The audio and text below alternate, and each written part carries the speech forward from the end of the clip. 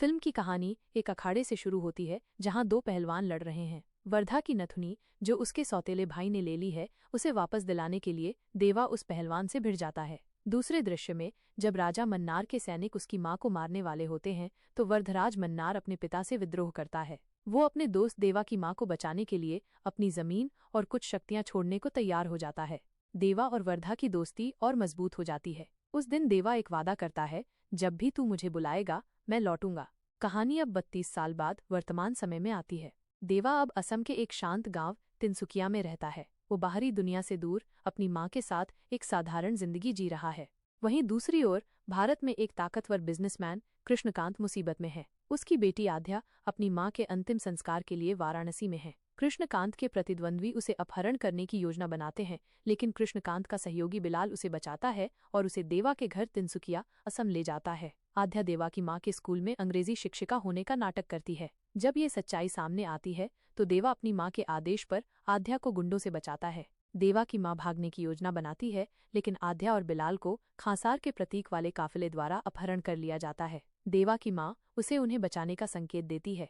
देवा काफिले को रोकता है, जिससे वर्धा और उसकी सौतेली बहन राधा रामा मन्नार का ध्यान आकर्षित होता है। राधा ने आध्या के अपहरण की योजना बनाई थी ताकि कृष्णकांत द्वारा किए गए पिछले अपराध का बदला लिया जा सके।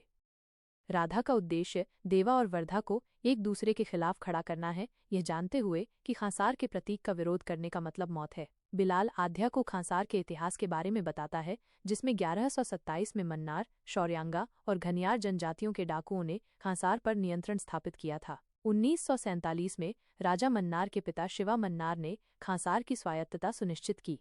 1985 में शिवा की मृत्यु के बाद राजा मन्नार सत्ता हथिया लेते हैं और शौर्यांगा जनजाति का विनाश करते हैं। 2010 में राधा रामा के पति भारवा सुझाव देते हैं कि राजा मन्नार वर्धा के साथ सुलह करें, जिसे 1985 में निर्वासित किया गया था। राजा मन्नार अपने सहयोगी और परिवार को कुलीन पदों पर नियुक्त करते हैं, जिससे घनियार जनजाति को 5 सीटें और अपने परिवार को 3 सीटें देते हैं।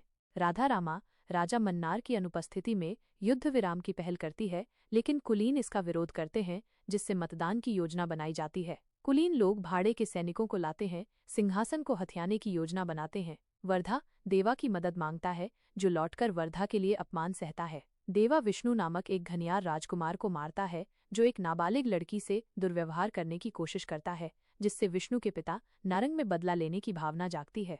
मतदान के दिन राजा मन्नार लौटते हैं और राधा के युद्ध विराम का समर्थन करते हैं। वर्धा अपने वोट से इसे समाप्त करता है, जिससे अराजकता फैलती है। वर्धा और देवा रांगा को मारते हैं। राजा मन्नार भारवा की शौर्यांगा वंशावली का खुलासा करते हैं। देवा की असली पहचान देवरथा रैसर के रूप में सामने आती है, जो शौर्यांगा का असली उत्तराधिकारी है। वर्धा देवा को अपना सलार कहकर संबोधित करता है, जिससे उसकी शौर्यांगा विरासत की पुष्टि होती है। फिल्म के अंतिम हिस्से में जब ऐसा लगता है कि वर्धराजा खंसा का राजा बनने वाला है, तभी कहानी एक अप्रत्याशित मोड़ लेती है। एक ऐसा ट्विस्ट आता है जो सब कुछ बदल देता है। देव के बारे में एक ऐसा सच सामने आता है जिसे किसी ने नहीं सोचा था।